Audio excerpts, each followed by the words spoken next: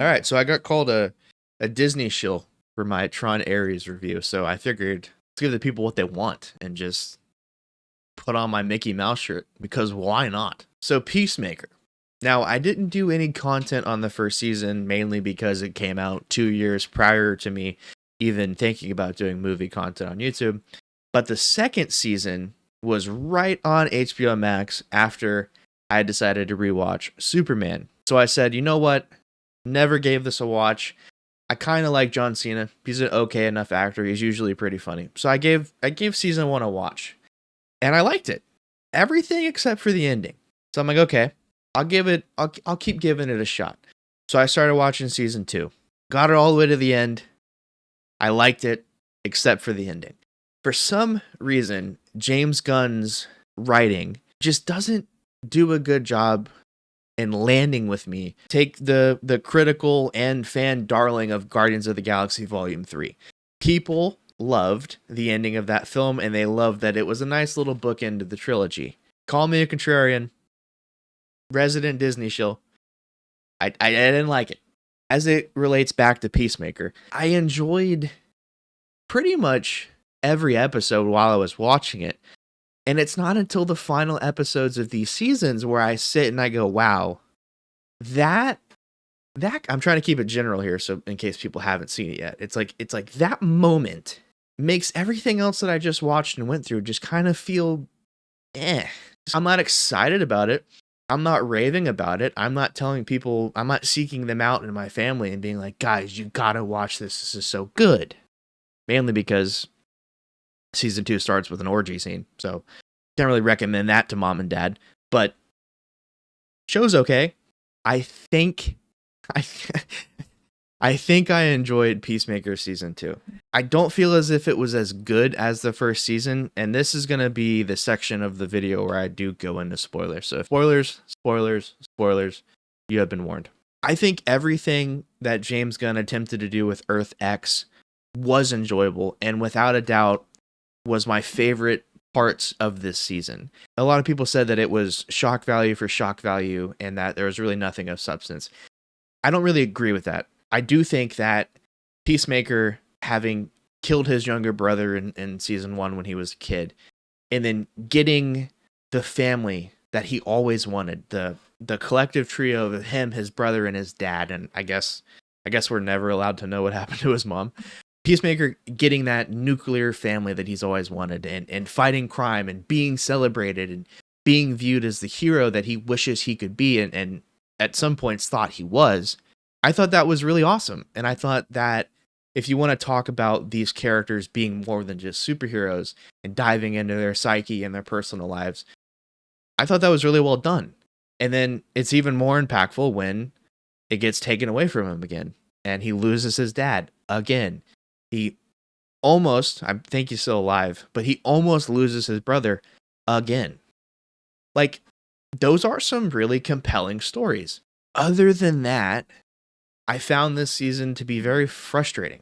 Hardcourt, for whatever reason, couldn't get out of her own way. Flip-flopped back and forth between wanting to be a part of Argus, hating Argus, wanting to be with the 11th Street kids, kind of throwing them under the bus, and then wanting to be back with them again. I like her character. I really enjoy the actress. I think she's great. I really enjoy the character where it was setting up to go after season 1.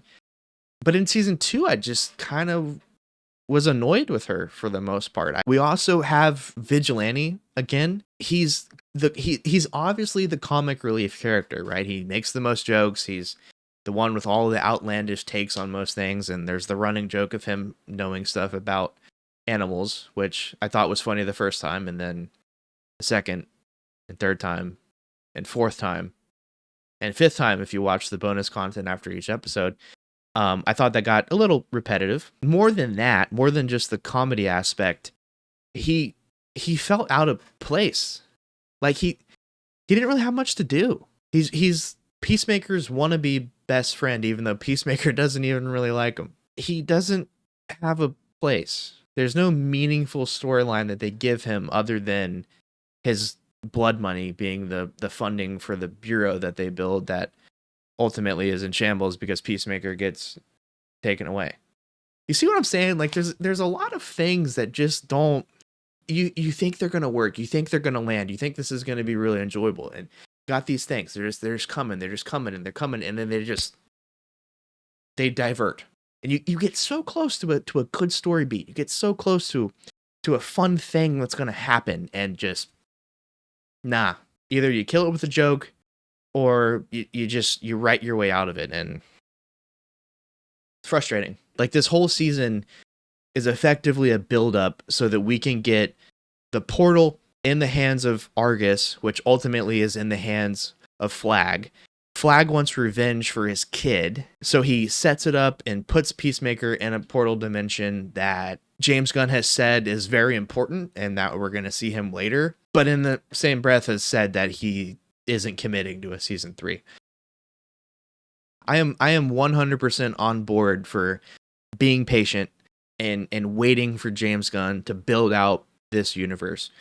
But in the meantime, deliver on some good stories. Deliver on a beginning, a middle, and the end that dovetails into a setup for the next thing. I don't think we got that in season 2. I think season 1, I think we did get that.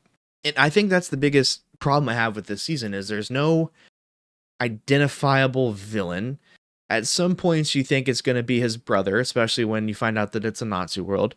Not really the case because he gets taken care of in like 10 minutes. You think it's going to be Flag, but they don't really commit to that until the very last couple minutes of the season. You think they're going to pit Hardcourt against him, and they kind of do, but nothing really happens. And then you think it's going to be the metahuman chick, like cyborg girl, but she turns out to be a good girl. Good guy. Good girl sounds wild.